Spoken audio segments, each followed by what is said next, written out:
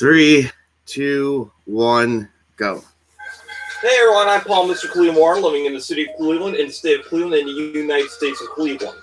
And happy Juneteenth. It's now officially a holiday, and federal holiday. Yeah, federal holiday. So also it's Paul McCartney, but for us it's Paul McCartney Day because it's his birthday. Yeah, they say that it's his birthday. Well, so today is his birthday. Yeah, they say it's his birthday. So what's the rest of the lyrics? It's my birthday too, yeah, but actually it isn't. It's on All Souls Day. Yeah, yours is in November. Yeah, so since I decided to go with the worst McCartney songs ever that he did with the Beatles, because why not? I just thought, get the bad ones out first, and then put in the better ones like Another Year or something. Okay. And to be honest, if anyone's watching, in my opinion, June should be African American History Month. I was also watching Guess Who's Coming to Dinner. Okay. They call me Mr. Tibbs. But, 16 worst Paul McCartney Beatles songs. These 16. But they're still good, don't get me wrong, but this is not his best. So maybe not his best work. Number 16, Long and Winding Road. I know what you're saying. It's a very good song. It's the number one song. It's really great, but unfortunately, it was you weren't supposed to hear that version. The one with all the strings and horns in it. Right. With Phil Spector. And part of it's simply because he doesn't like the song himself. Right. And, here's the thing. McCartney, although I wouldn't mind the strings and horns or the orchestration, but I was thinking more kind of a little bit of a low-key Ray Charles kind of thing, because that's what I figured. If I wanted strings and horns, I would ask George Martin, but unfortunately, the Silent Klein guy just made it all political and shit. Because that was true. It was like the Beatles were trying to get away from McCartney at that time. They were trying to get away from the Beatles, but Paul McCartney wanted to keep the Beatles.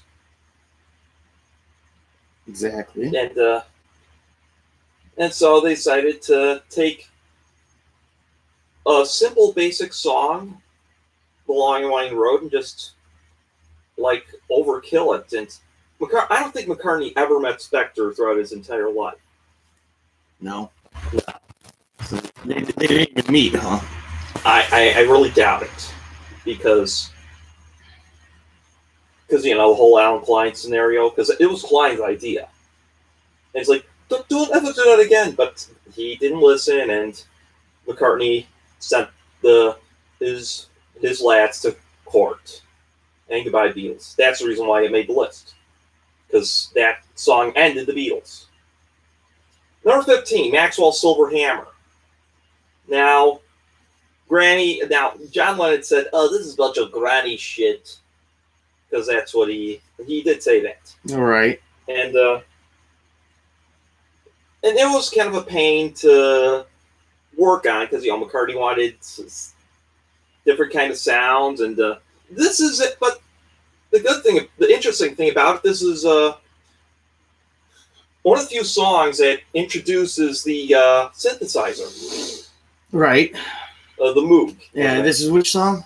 Maxwell Silver Hammer. Yeah, I always liked that song, though. Yeah, the only reason why I made the list, because, it was a giant pain for the rest of the group, except for McCartney.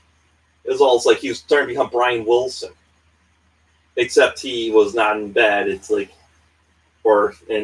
and weighing 300 pounds. So, no. Number 14, Obla Di Obla Da. Now, this is another, again, all these songs on here are still good, but unfortunately this was not his Again, best. It was, wasn't it the theme song to the Wonder Years or something like that? No, that's with a little help from my friends. Oh, yeah. It's the Joe Cocker one. Oh, yeah, that's right. But what was Obla Di Obla Da in? Life Goes On. Oh, Life Goes On. That was a movie or TV show? TV show, yeah. It had a kid with Down syndrome. Okay. Yeah, I don't know what happened to the kid. because in real life he did have Down syndrome. Yeah, I remember the show. Mm-hmm. That's why I remember the theme song, because I remember the theme song was the theme song to a TV show. I just confused the shows. What was the thing I was going to say? I forget now. Oh yeah, because again, it's another one of those where it's like you said, it's not a bad song. It's just that it's some of his corny stuff. You know how you get schmaltzy and poppy. Like if you did a worst of his solo album stuff, you'd two of the top ones would be Silly Love Songs and that Christmas song he came out with. Wonderful Christmas Time. Yeah. But those are two of my favorite songs by him. So, but people tend not to like them because they're kind of corny and silly. Number 13, I Just Seen a Face. It's another good song, but it's just kind of a little bit on the not one of his greatest. Right. And like what made it interesting is that it's actually on the Help album, but in America it's on the Rubber Soul album. Okay. Because they put the whole butchering thing is that, like, if I had the 16 things that America sucks at, that's actually number one. They butchered all the Beatles songs. That's why they had the Butcher album. Yeah, right. In protest of them, like swapping songs and what have you. And it's like over 30 years later, it's like, oh, that's what it was supposed to be like. Mm-hmm. Yeah, it's like some other things that get caught in the whole thing, like some cartoons and comics that, even though, let's say Top Cat is bathing in a fountain and they just give him underwear even though he doesn't wear pants. But number 12, yeah, I don't wear pants, but I look like, for some weird reason, I think when I think of Top Cat, I think of the Rat Pack. Mm-hmm. No, but we're the Cat Pack. Mm-hmm. Because, I don't know. I'd make it sound like Sinatra if I did the voice. But, number 12, What You're Doing. Another good song, but unfortunate, again, not his best effort. And but I will say it does have that wall of sound like thing. Like how I said that McCartney didn't care for Spector, but they never met. All right. But it does have that wall of sound like thing with the drums and the guitar and the piano. But number 11, Lovely Rita. And this one's another okay one, but it's just a meter maid. And some people think that's what killed McCartney. But the good thing is they did a customized comb and paper kind of thing with the that's the sound effects. Right. It also came from a Jimi Hendrix song, Crosstown Traffic. Crosstown Traffic is in Mecca. Yeah, because McCartney and Hendrix were good friends. Mm-hmm. So yeah, I don't have much to say about Lovely Rita. Do you have anything? It's a song I like.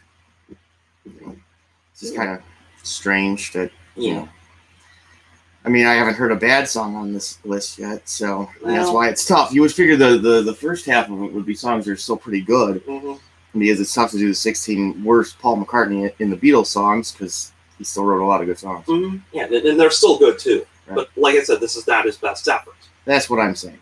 Number 10, I'll Follow the Sun. It's good. It's got a good piano, electric piano thing, and it's just another sunny. I feel like that's the song for today. I'll Follow the Sun, and the sun's out. Right. Number 9, I'm Looking Through You. It's a song I like, actually. Yeah, and it's again good one, but not the best. Because in my opinion, Rubber Soul's okay, but it was almost like the Beatles were transitioning at the time. They were not psychedelic yet, even though they did have the sitar and Norwegian wood. Correct. And also a non-love song called Nowhere Man. In the British one, again, American one, is on the Butcher album. Also known as Yesterday Today. But yeah, I hope you're liking this episode. I hope as well as we're enjoying it. And so to commemorate Juneteenth, the movie sign will be Guess Who's Coming to Dinner, and more likely I'm going to do this by myself because all that Mark has is just a couple Sidney Poitier comments. Mm-hmm.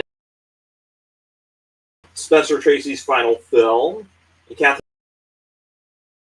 Oh, then there's also and to commemorate Pride Month, we're gonna be reviewing for an album cover, David Bowie's Space Oddity, his soft, and then there's also Philadelphia, starring Tom Hanks and Denzel Washington.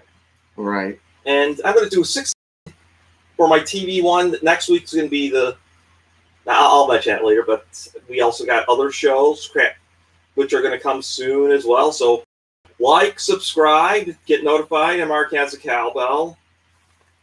Where is it? By your feet. Right. Thank you. Thank you. Mm-hmm.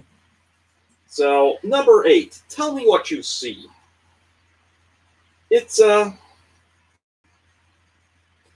another okay McCartney song. It's another one of his love songs. And it's okay, but not his best effort. Even though I do like that there's electric piano in that one too. Number 7, You Won't See Me. Another song on Rubber Soul.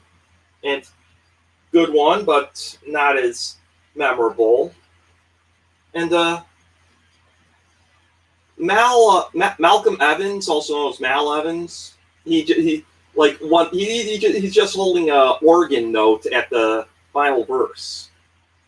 Okay. So yeah, that's an interesting one. That is interesting. Number 6, All Together Now. Yeah, that one's not very good actually. Yeah, it's almost like a children's song, except that line says, "Can I take my friend to bed?" You could say, "Can I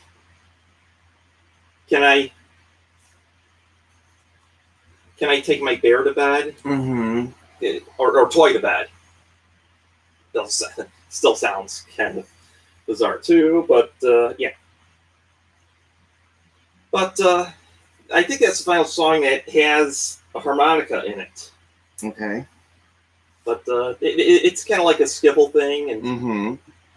It's better when you watch it on Yellow Submarine, because they say "all together now" in many languages. Number 5, P.S. I Love You.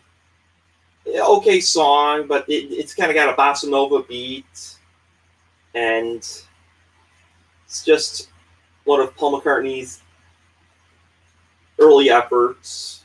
Yeah. And it comes from their debut album, so you kind of won't expect much. Number 4, I've Got a Feeling. The McCartney part's okay. It's not his best effort, but Let It Be was not much of a great effort because it was done all after the Beatles called it quits and what have you. But actually, even though people call it the last album the Beatles had, Abbey Road, in my opinion, is the last true Beatles album. Which one? Let It Be is second to last. Right. Abbey Road is last, in my opinion, because they had a great send off. Go with the Abbey Road medley with the end. Still, it's just the John Lennon part that kind of is bizarre. Right. Now, how the ladies have, everybody had a WD. Oh, a WD. What dream? Oh, yeah, that weird line, yeah. How do ladies have it? It happens. I'll explain it to you off air. I think I know. So, number 3. Oh, speaking of what, number 3. Why don't we do it in the road? Oh yeah, that's not a very good song either. And actually, you'd think John Lennon would have had the raunchy songs. It was McCartney who had the raunchiest songs and the loudest songs. Yeah. He had Helter Skelter, which is perhaps the loudest Beatles song ever. And McCartney wrote that too. But every time I see sparrows in the driveway, jumping on each other, I just think about that song a lot. Because the sparrows are taking heed to the advice in the song. Yes. Those monkeys that made McCartney think about it, but for some reason I think of sparrows. Because there's sparrows in this country and not monkeys. Right. Number 2, Hold Me Tight. It is just a little kind of like throwaway song from their sophomore album. Okay. But McCartney made another Hold Me Tight, which went to the Red Rose Speedway medley. Yeah, that I think I remember that one. I don't remember the one from with the Beatles. See, that's why it's not his best. Right. But again, they're trying to develop, and that's why I think the one song that I think was not as great as even McCartney would agree with me. Number 1, Wild Honeypot. Reason being is he even said that too. He didn't even want the song on the album. Honeypot. Yeah, that one, not the Honeypot that makes him sound like the 1920s ish. Right, that one's a fun song. Yeah, but the thing is, Wild Honey Pie is but in some ways you could have it called the White Album medley, because Wild Honey Pie almost leads to the continuing story of Bungalow Bill, and that song leads to While My Guitar Gently Weeps. So the songs kind of progress in greatness, basically. That makes sense. But yeah, that's all McCartney songs. And I will say, maybe the last 5 or 6 or so, yeah, those were duds, that's for sure. But that's the good thing about writing a Paul McCartney worst songs list, is that his worst songs really aren't even all that bad. Mm-hmm. That is true. So, since tomorrow is Garfield's birthday, yeah, the lasagna-loving cat. Yeah, it's my birthday. Feed me. Feed me, feed me. So, yeah.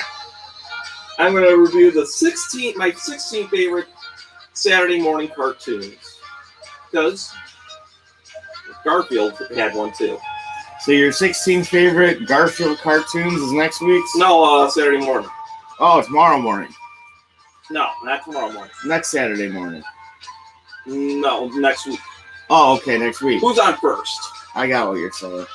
So, yeah, that said, I'm Paul Mr. Cleveland Warren, living in the city of Cleveland, in the state of Cleveland, in the United States of Cleveland. Signing off.